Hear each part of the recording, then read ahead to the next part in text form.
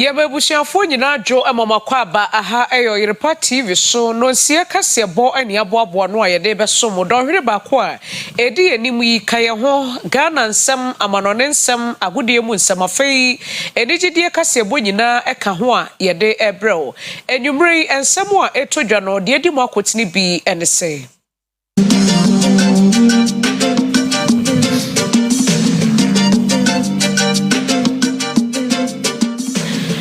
Omanpenyi John Dramani Mahama edi ato Ghana Armed Forces enimu se obehwese wono mu dwumedi a wo mu die no nso kwan bia so obeboa wono mo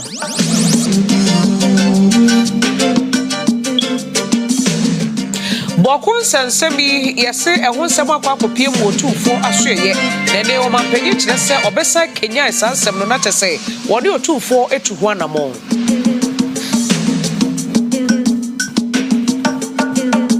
MPP amanyoko no kire se honorable intim fojo wo muta ne chi dendenden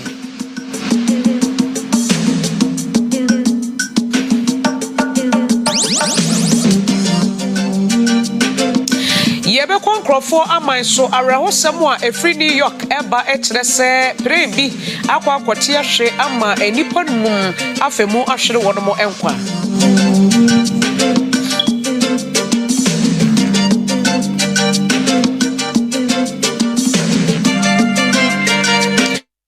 de aseda ema enyumekoi womo ena so yasene Express Group SM Control say akwantuo no fabra womo akache womo na betumi aboawo na yede watufa akọ bebi a opeso okobia USA Canada ene amama hodo mu amamre piesie eye reality show soronko a yede braw ewo Oyerepa TV so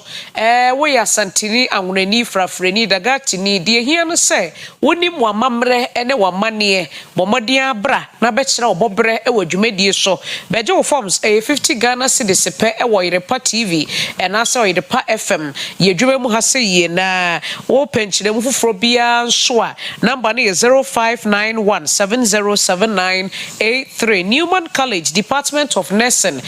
yese besua nursing na dache wo so dese dwuma no watumi aye na waye ne yie papapa Bosheba Electrical senkania papapa fie ene ho brana beje onkania fakosiesie fie ho mafie wonye fefefe afei yebekọ promise eba ne yakwa akwaje enuru ahodo e de yakwa akosa ye ho yare ebreko bremu no yede wo mo number ene wo mo kira kwan nyina betudwa mede ede nana Afia Broni papa bi afei ensem no enchemu eni Ebusiafo ye sekase bonase ana ye ko Mampenyi John Dramani Mahama na so ye ene wone eye asrafo akwakodi nkomo papa na ni nyina ne se graduation ceremony ekoso ema eye officer cadet ye wo Ghana Military Academy ni mo ene de ya no motonsa e de fra Mampenyi John Dramani Mahama okoye no ene wo kire mu se eyade a abayeduma eni bia no wohia conditions ahodo be beboa wo se de be ya dani de nyina no wo ye adwuma no abon se adwuma meye emfasodie bi wo akire wose mensa eka eno nti wose moa bia ne conditions papa bi eda ho a wode beboa ama adwuma no akọ animu no anase eye Armed Forces for no betumi aye wo adwuma yie no wo Mampenyi so obeboa wo mo sa pepepe ebra wo kasa no wode bebre no eto aso Sebeya ashra dom dwumadie wo memu betimi agira brane na ashra fonso anya ahome ene anigye mapa ede akọ dwuma so aka ho bi ama Mampenyi John Dramani Mahama ne yabo Ghana Armed Forces anoba se na ban baye de obetimi bia se akane ne niam a obehia no obetimi ede amomo Mampenyi Mahama nkase mu ewo ene dwumadie sonko ekọ wo Ghana Military Academy ena wo chim se ashra dwuma no ye dwuma bia sombo ema oman ne nipa dodo pa na etu won Enfia pi aye adwumaden de aboa ma asodwe ekoso ewo memu enti na aban no ahwe se ebe wakatua enuane akande obehia ebiti se ahyen etuo ntade de aban baye de obetimi bia de aboa omo na won so anya ahomeka ewo dwumaye mu to address the most pressing concerns of our troops, starting with the need for quality housing. We'll focus on constructing new housing units in the barracks while refurbishing dilapidated and abandoned military accommodation across the nation.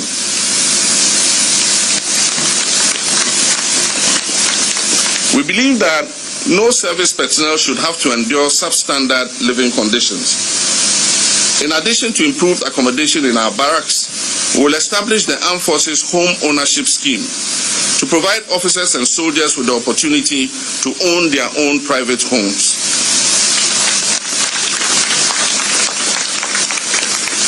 This will provide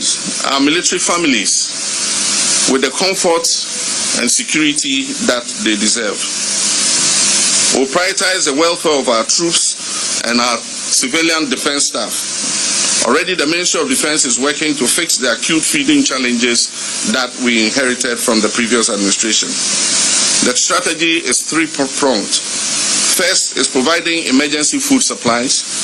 The second is paying food suppliers on time while retiring their outstanding debts we inherited. And the third is partnering the private sector to venture into mechanized farming under the Defense Industry Holding Company Limited. My dear military personnel and civilian staff,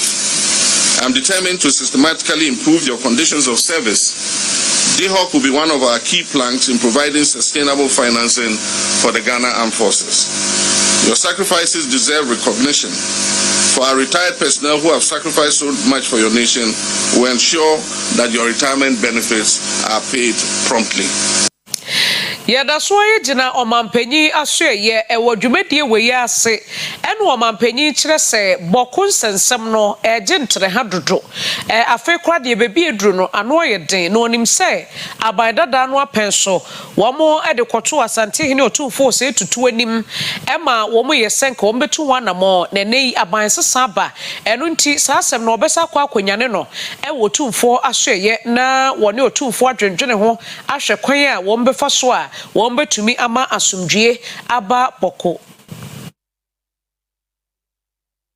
Bokon sensema na watwi mu asama na humne so a enam so ma nipa ba ko afiri mu a bambo adwumafo bi kura pra eno ada Inspector General of Police ekopie mu ho no eno mu na Ghana mampani John Dramani Mahama nei ade ba betu ja se we be na watwi ebesimu no krobia asante kotoko hene otumfo ose tutu a otoso mienu dwumadi a omudie se obeboa ama asumdwe atimi aba enam so ama one afam yenu nyina aguso ekasa no ebeto aso mampani nkase mu na wochim se owarehyimu pa se kotoko hene betimi aboa ama nipa hodo a nei na monsoma basabasa ye eba bokono ni nyina etu akotwe de atwe na asumdwe atimi aba na asumdwe atimi aba boko a owie ne se enwo akohia pa se nipa nyina behunu se entokwa de emfa hwe emma. Support our security services and the Ghana Armed Forces with information that is useful and intelligence that is helpful, that will advance their work rather than retrogress it. Let me reiterate that we will take all allegations of crime seriously and trigger our security service investigative machinery to go after criminals no matter who they are. But let me state emphatically also that we do not have the resources and time to engage in any game of smoke and mirrors. The Ghana Armed Forces is engaged in several theaters to maintain peace and security in our nation. One major flashpoint continues to be the Boko area. Only 2 days ago, an incident in a marketplace triggered an unfortunate loss of lives and criminal vandalism of property. I wish to emphasize that nobody gains from this situation of conflict and insecurity. We have triggered the Otumfo mediation process, which saw all stakeholders participate in discussions in Kumasi on a roadmap towards peace. I'm assured by the Asantehene that the process will resume next week when he returns from his brief visits abroad. Congratulations to our armed forces for the sacrifices you have made, even at the peril of your lives, to protect life and property in the Boko conflict area. We need the cooperation of all to restore peace in Boko and its environs. And I entreat all sides to embrace peace as we dialogue to resolve this age-old dispute. Yeda so ye gina boko ahwe ye na yenim se ensemi ekoso na edom kuma ne de womo ano atum ene emrahye bedwafie ene edom kuma no nipa wo gina mu ene nsamtwerofo ekasa ye yera Reverend Team Fojo wono ranking member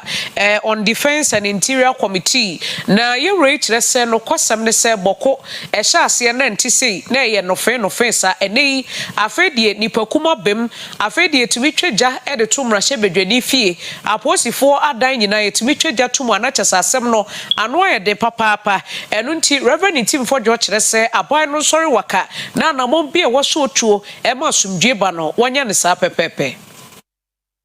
continues to endanger lives and displace residents. Over the past few months, the intensity and frequency of attacks, including sporadic shootings, arson, and home invasions, have escalated, with reports suggesting a high death toll, with many people said to be missing than those reported dead. The growing sophistication of weaponry used in these attacks is particularly alarming, raising questions about the sources of arms and the effectiveness of measures to curb their proliferation. Recent developments, including targeted bus attacks and the setting ablaze of the residence of the Honorable Mahama Ayariga, the majority leader, reflect the increasing volatility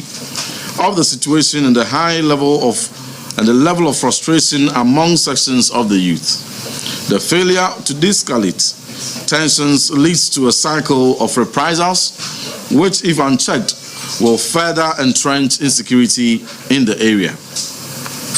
As a strategic border town, Boko's instability poses a wider national and regional security risk. The expansion of attacks to other regions, including the Northeast and Ahafo region, have further underscores the urgent need for a more coordinated response. Beyond the immediate security concerns, the instability has devastated the affected communities. Schools have been forced to shut down, depriving children of their right to education,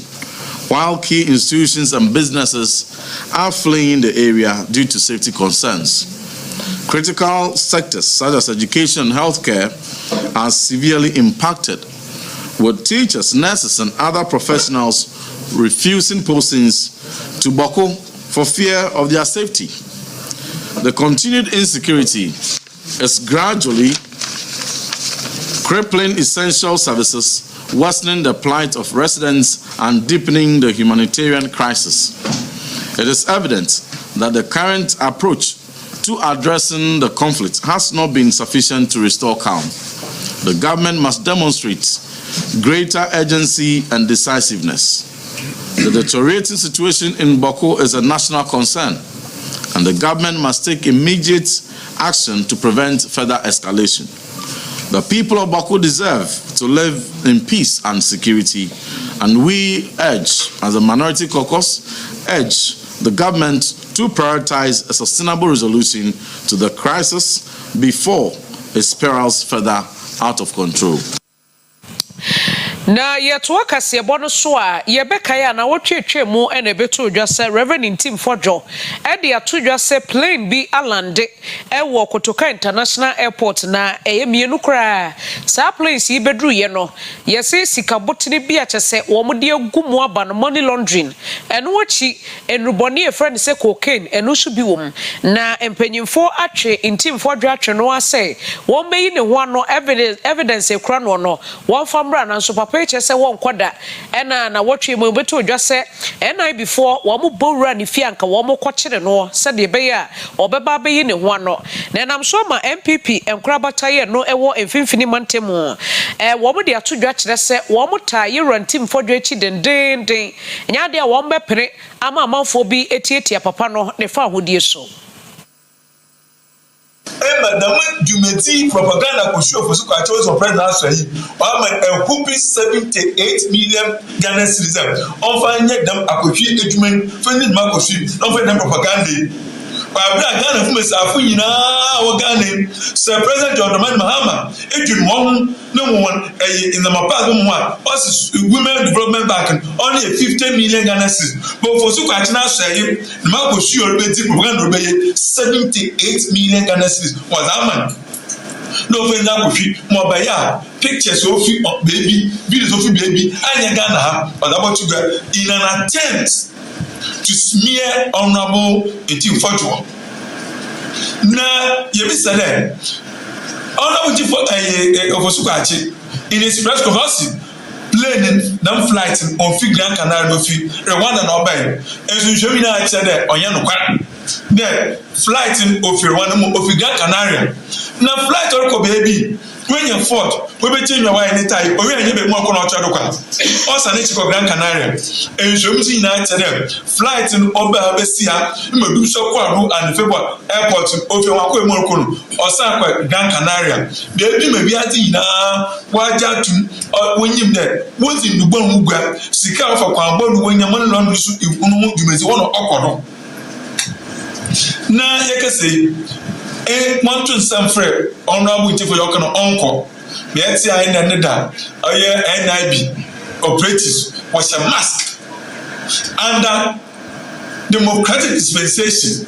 What a John Raman now bedroom in the street operatives are what's go feed away as Papa 1 year one or catch Obia. What's a masker? Marian so Oyatapa on the Mrakwanda, being smart get to win. One of the winner more yet, what's your bra? Now, only on my dish and quincy in the wash a mask, Mokati. A Ghana far, when you believe Yara, a mayor can there. I'm not waiting for you, my on your one. The MP permit you quite often man to man. Your channel, your Taneti Pinty, a Taneti Pinty. That man that the honorable minority leader or sign a famous Okan, also honorable team for your will never work alone. Also for ya washe yensa se ene emu adododere so honorable Emmanuel Ama Kofibua and was say aban no aye na adwene se obe support Ghana Integrated Aluminium Development Corporation wo mudwumedie papa na wasa hyebokra se wone wo mo beka bom collaboration na kire se oman ni nsusuye a efa aluminium industry no hono etumi ejina brane.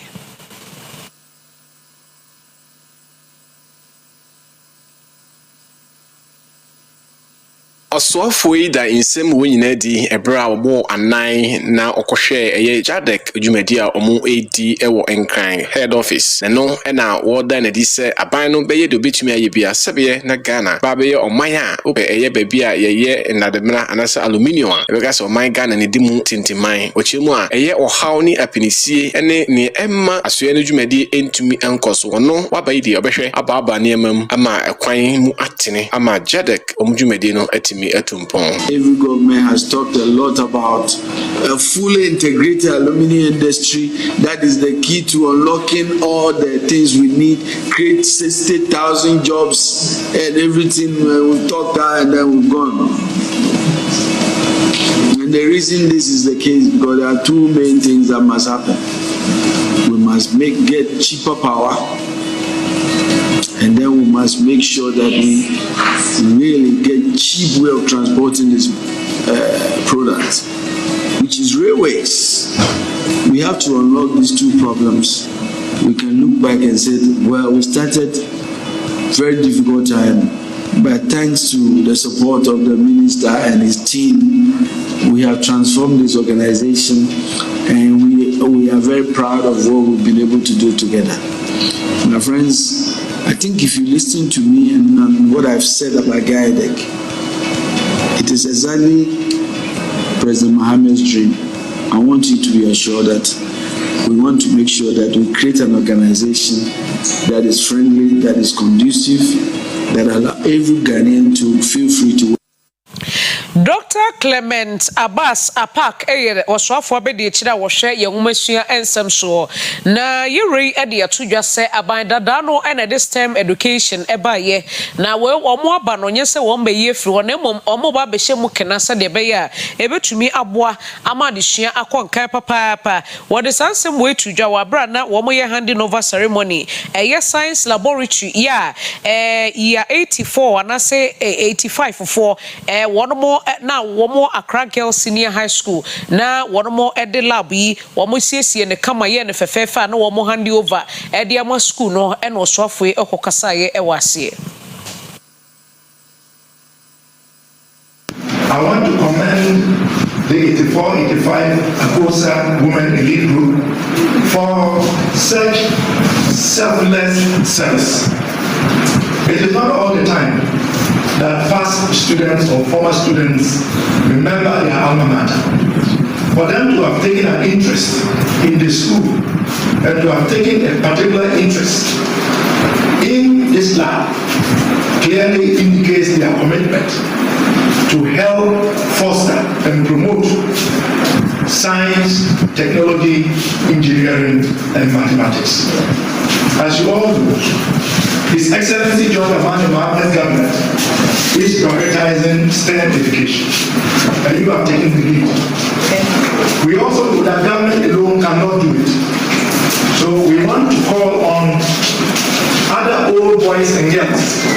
to emulate this shining example by the 84-85 Akosa Elite Women Group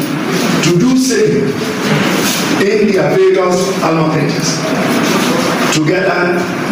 we can produce the labor force that we require to be competitive in the 21st century. Without the study of science, technology, engineering, and mathematics, the development that we so desire would not be achieved. So once again, I commend the 84-85 elite group, Akosa Elite Women Group. I commend the teachers, I commend the students, and I urge the students to put this lab to good use. I ask the teachers to continue to do their best. We know they don't have all the apparatus yet. We know the conditions are not the best,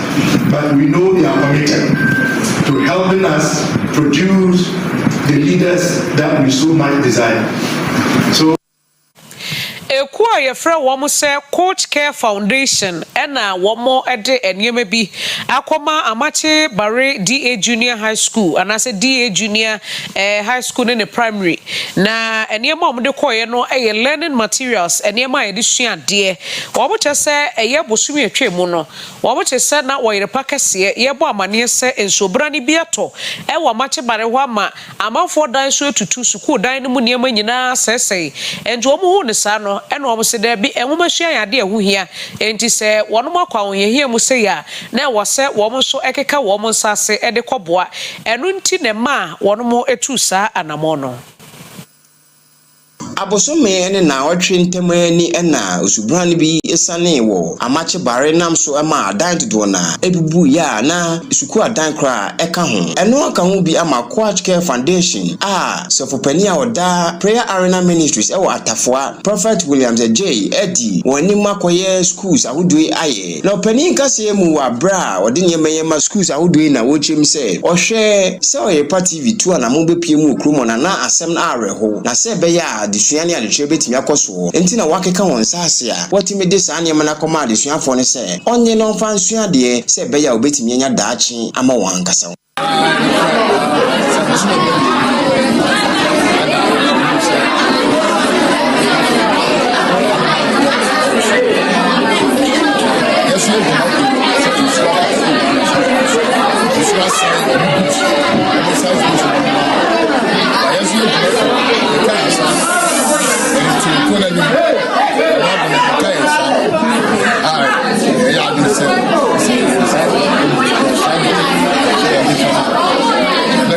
Look at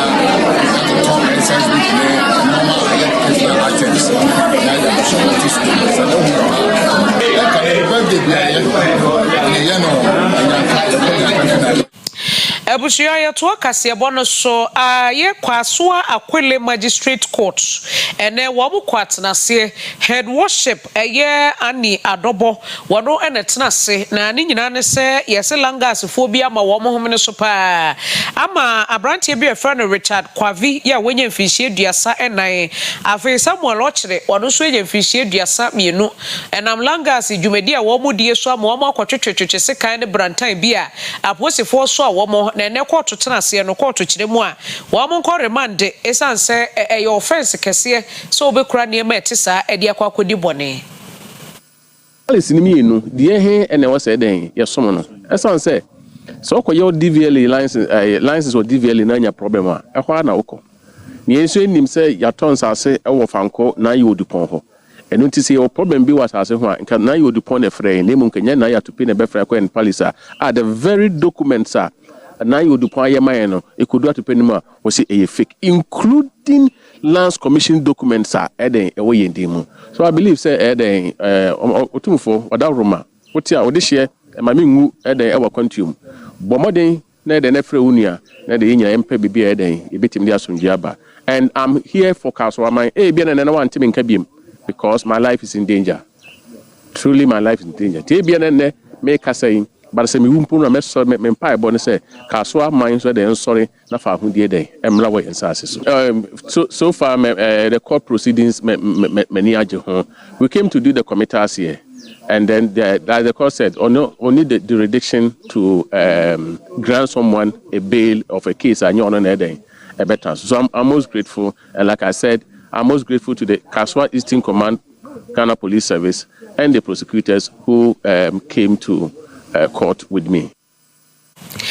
Yefo ye ninchemu ewo Kaswa Columbia Junction ye wo ewutu Senior East Municipality emfifini mantemu arawo sama ma ne boy efiri ho ba chese eja ato stores bi mu ene stores mako enum emu ama ahyese edwurebe na yetiremu asa stores ya eja ito mu yi ba ko ye hairdressing shop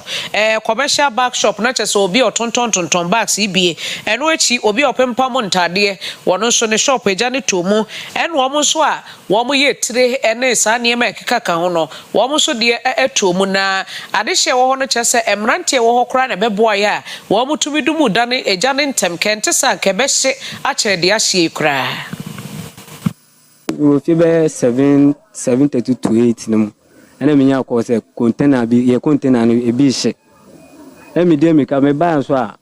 na obiane ya guess nkwa na negu ambe ma biane ya the number is be 3 na free 574 ya from sa oman peke ansa obi free obi na free no omo peke on peke anso omo ba no so eja no na boys in the ben ya ye dumja no kra wi na ye dumja na wi bisa the be 5 na shi be 5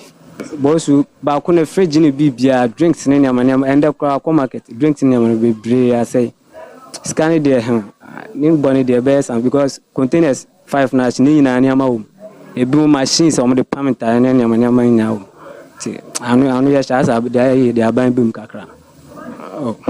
ya say na akoyo meboa kakra na de bi edu ne de anu ya hye amba mu a enkoyi ma yakra na ene ye special report ya oyokoba na ekwe free ye kofa ba ye eni asemo ye bisande se ewiase eweyi na nkanyankopon bo ema mienu pe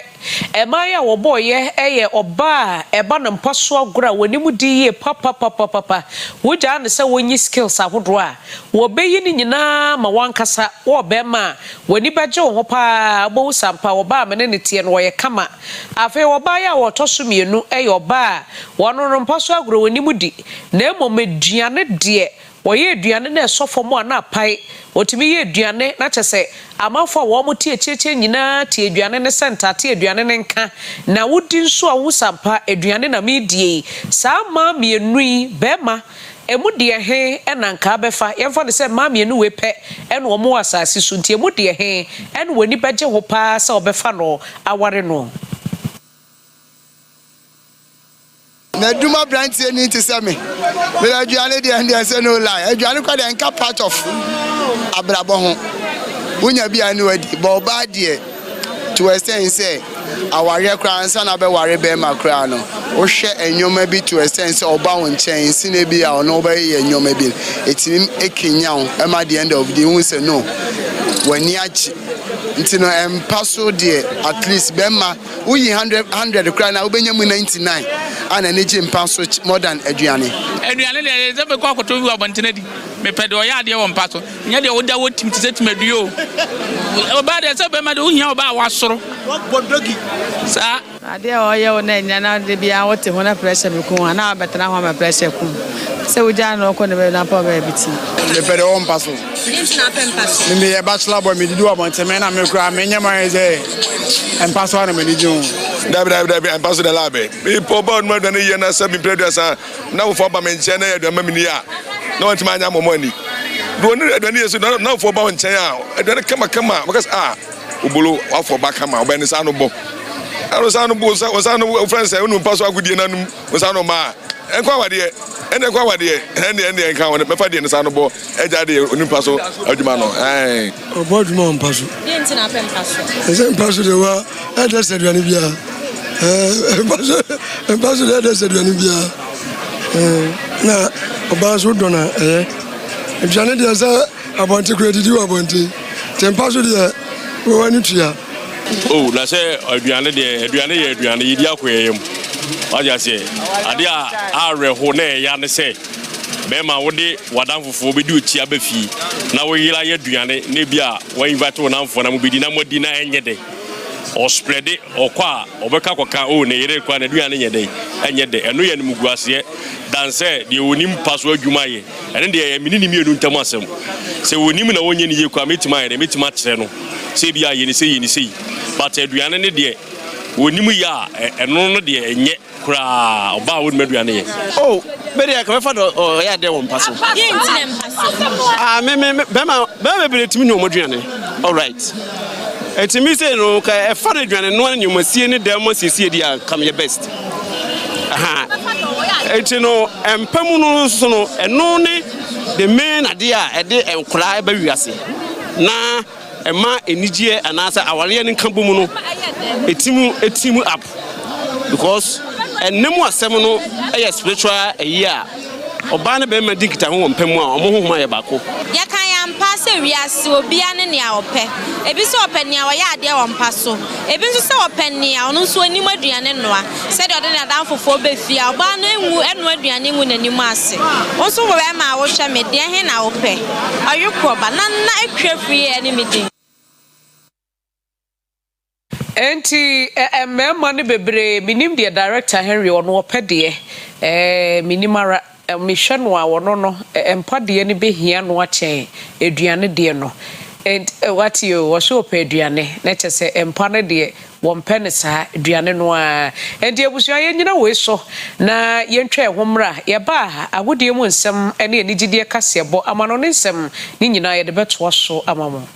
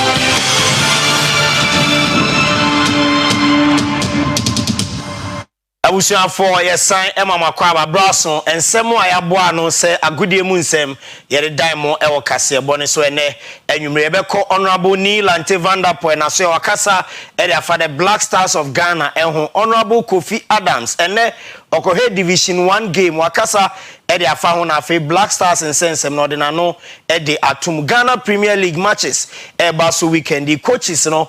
kasa ede fa games a eba so no ehun we ene afoforo bi na yabo no sa gudie mu nsem ebraso ese yede bramidin Eddie Solomon Carter. Yeshase Eddie Efri, the former minister for youth and sports, honorable Neil Antevandapoe na so na odi atuja ese Black Stars team no nke wose yebo justify your inclusion. Ni nyina ni se players bi wo ho a omunim so omo ya ade omo anya ade o team no brebion bebebia no omo benya bi abo. There must be a justify your inclusion to the national team. The national team doesn't belong to one player and two players alone. There must be a justify your inclusion. At every point in time, every position in the national team must be so competitive that no one person can take it as his position. That he know anytime he comes, the jersey is there for him. Ewo sa Black Stars nsensem ye mu na yebusa honorable Kofi Adams say oye minister for sports and recreation as local players foreign players no ususu senka himfo na ye momundo so ewo national team no odi tudwase o ba bia nipa ne boni hia na mom ye ma omo ya ade no na embo the Black Stars. Me, whether local or foreign based, I do not really care. What we want is the best. If your best is foreign based, bring them. If they are local, use them.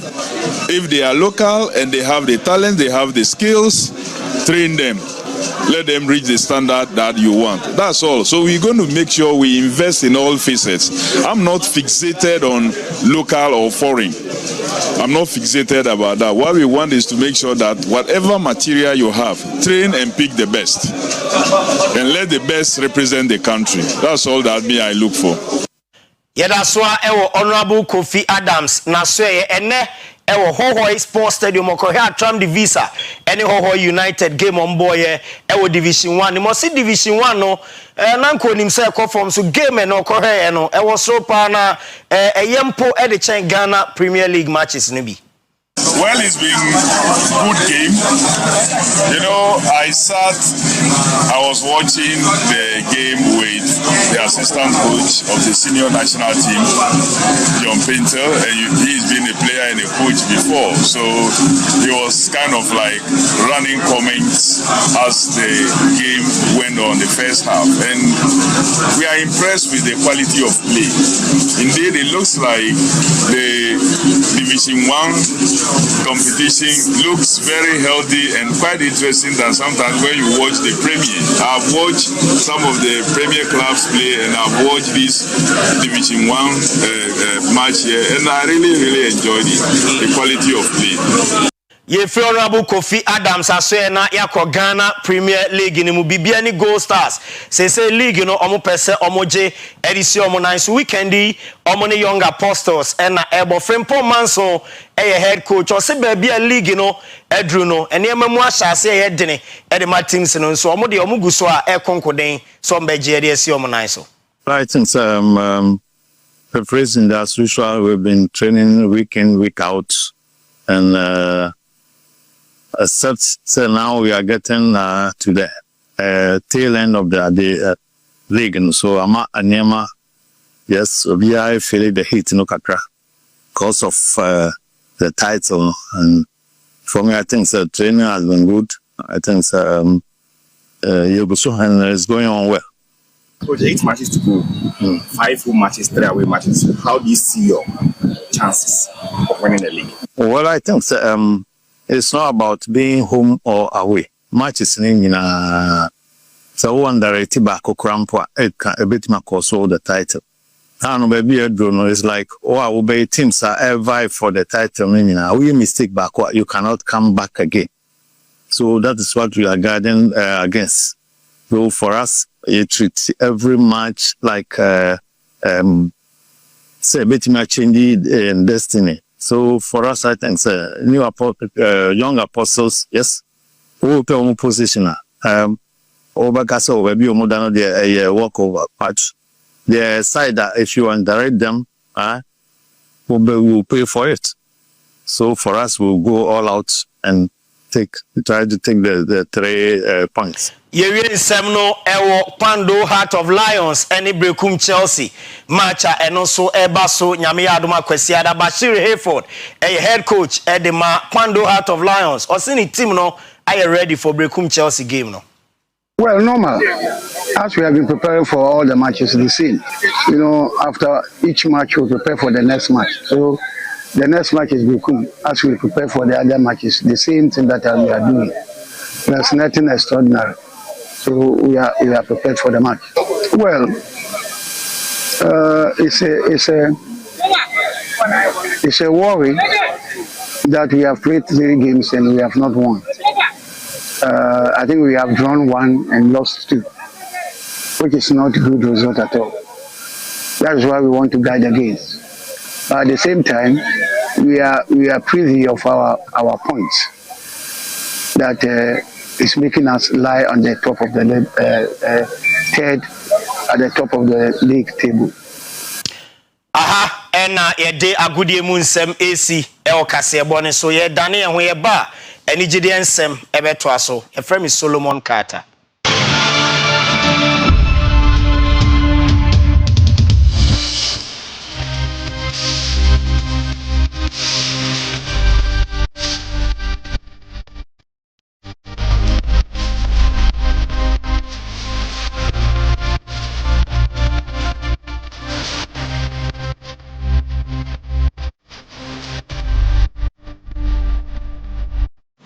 Yema ahefo nyina kwa babiom de adre yede enitide kasebo eneto so abronti efrene se alo madwoa oye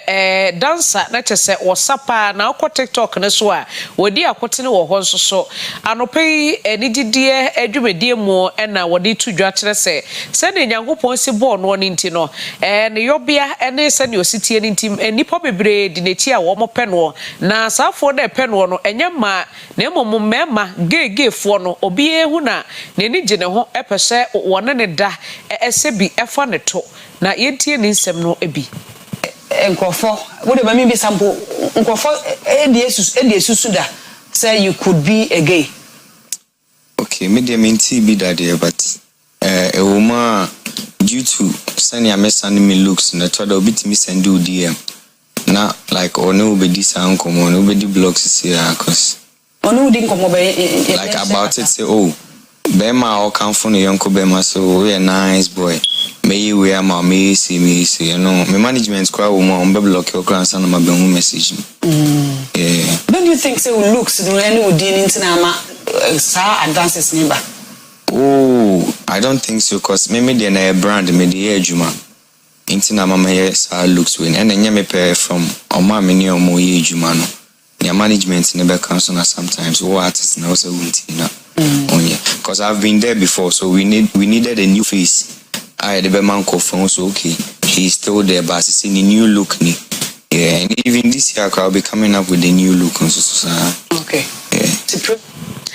Alo madwa eto aso eno se no kwasem ne se ukọ aye amama ahodo mu a wo hwa adwomtofo mo support wo mo ho dancers wo mo support wo mo ho papa so Ghana ha de sa odo no ebi hyeda eni ho sa enti support no eni ho te se wan kasa wo bre wo mojeni na odru bebi apese udro. It's a different way because you know once yeah baby I feel sometimes who make you waves kakra na ya pese na tarnish your image near you but for what so ebimo because I've been receiving a lot of comments on my posts like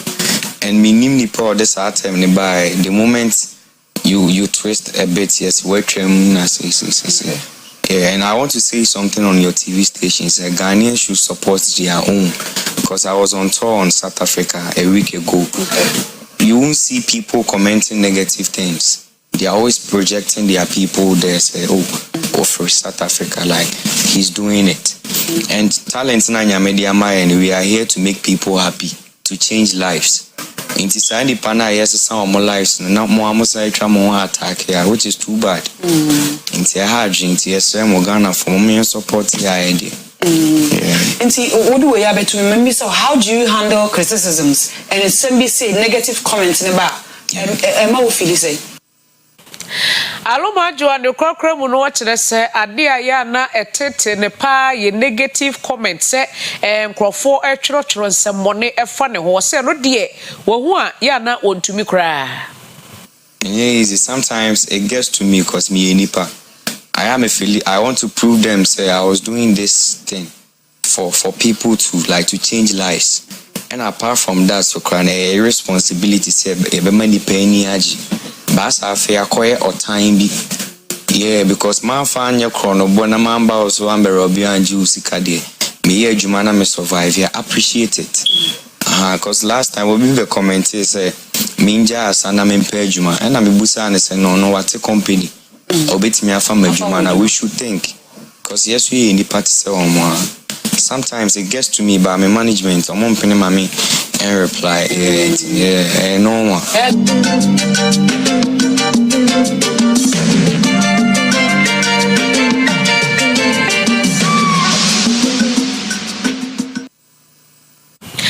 Abusia ye ko enkrofo amanso na ye de ni chemo ewo New York amanebo efri wo ba kire se helicopter bi akwa akwanya nkwanhia ma enipa nsia na wono mo ahwe wo mo enkwa na se enipa nsia emu miensa eye nkwada. Helicopter bia behwe adefo bia wonchi free Spain mem etimde ko ensahwe ewo New York Montreal so nakwa akoteato Hudson River mu ama enipa nsia nam so atoa anom wonsie do enkra ni kiremu a nipa mu enum eye abusua sa adihye ya wonchi free Spain no te Barcelona odine Augustin Escobar a oye papa no na ehokafo Meise Caprudi Monta woni woma bakwadi mfie 9 bakwadi mfie num na bakon so adi mfie du bako na eti helicopter nim enkanto koso uchem se ani pay yen panyfo bi a na oye adwuma wo cement company aka ho bi ama cement company e de krata aba bontia abekire oye odi a o chese ore ahopa on panyfo mienu akwakonya nkwanhia nam so ato anu monsia do eno mu na prime minister wo Spain mem Pedro Sanchez enso e na no atum de yako ama musiaku ahodo na mayor wo New York Eric Adams enso abekasa achim se hwemu mapapa na US aban beye ewo sa atoyen nchem no Yenkori ewo Berlin minimo na empanyufo ye hwehwemu mekire German Federal Statistical Service for no ma ye hwehwemu na wo mo de atodwa ekire se enipa be 2.8 million wo hwe emfie no a between 16 years ekosi 74 years a wo mo ewo Germany ya chese ye wo mo party azifo asase so no ade e friend say internet no wo mo nyusu bi da wo mo nkoso da kra.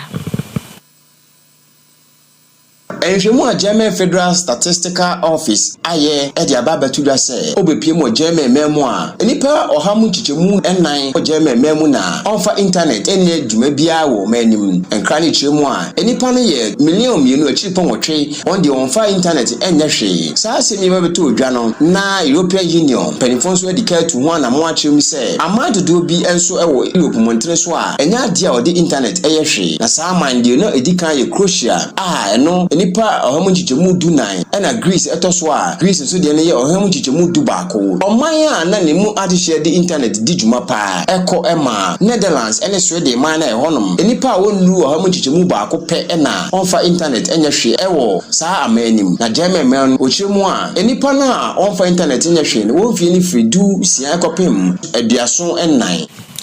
Abusia yemfansi na yemfoseda ema bosheba electrical senkania papa fi eno no wo chandelier corner light gate light ceiling light afei enkania wodo bia wonima wani je ho a bra bosheba electricals na CCTV cameras ni cable sonso de eno ane bosheba electricals ye wadum PZ ye ne KDT Dubai ni di hwe ni mo afei anti attack for building ni mo ewo PZ ho no na ba prison run about hanso a Oyerepa TV ye building yimu ena abehu yen number ne 03220 30838 promise aba ene na ye kwa kwaji enru ahodo ewo honomo ensamna ye di dware a eyi nsansa ene niema bone free widie no eni ye promise aba ena aba benye bie ye wo Oyerepa dan yimu abia frey wo 0535 544681 Express Group edi wu tufa no de wakwa akopie mu ewo nkrofo amanso